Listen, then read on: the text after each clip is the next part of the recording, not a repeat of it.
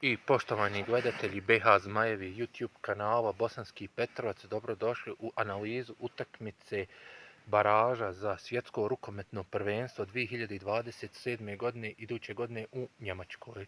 U Tuzlanskom mejdanu odigrana je prva utakmica baraža za finala baraža za svjetsko rukometno prvenstvo 2027. godine u Njemačkoj. Bosna i Hercegovina nažalost izgubila je od Farskih ostrva sa 22-24, pa imamo realne šanse u revanšu da se nadamo prolazu, a u prvom poluvremenu rezultat je bio 10-12 za Farska ostrva.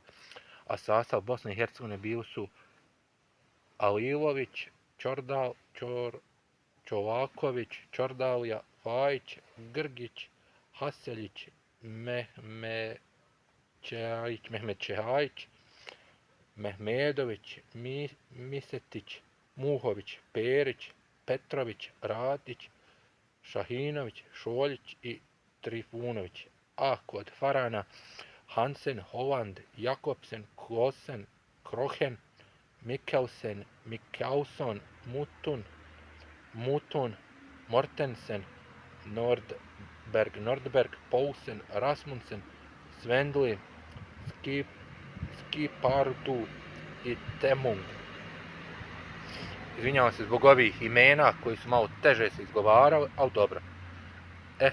Tijek meča, prvo po vrijeme 1-0 za Bosnu i Hercegovinu, izjednačava Farani, 2-1 za Farska ostrva, 3-1 za Farska ostrva, 3-2, 4-2, 4-3, 5-3, 5-4, 6-4, 5-6, 7-5, 6-7, 7-7, prvo izjednačenje, 8-8, 9-8 za Farska ostrva, 9-9, 10-9, 10-10, 11-10, 11-12 prvo povrijeme.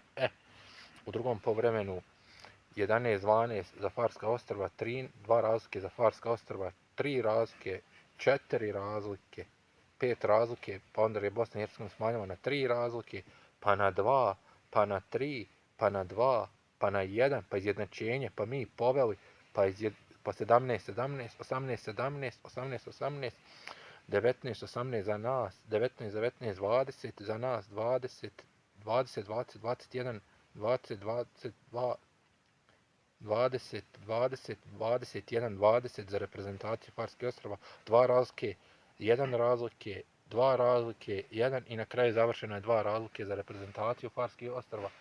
Šta ja znam, zasluženo.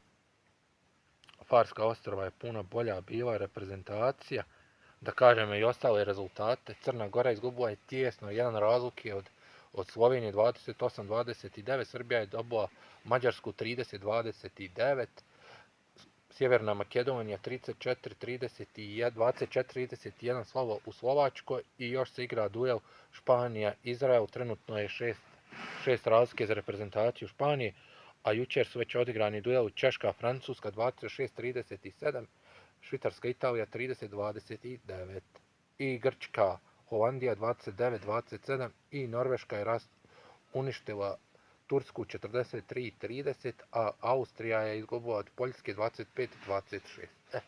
To je... Naravno, mi očekivamo možda i pobjedu u subotu kad se igra taj duel od 20.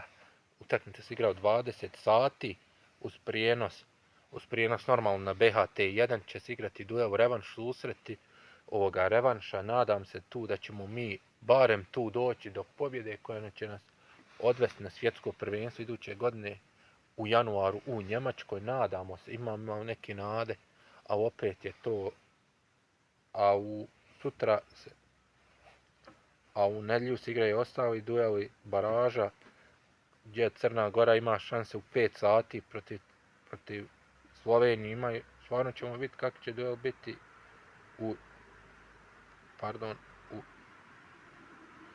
idući mjesec. Taman, eto, reprezentaciji u rukometu želim puno sreće i uspjeha u nastavku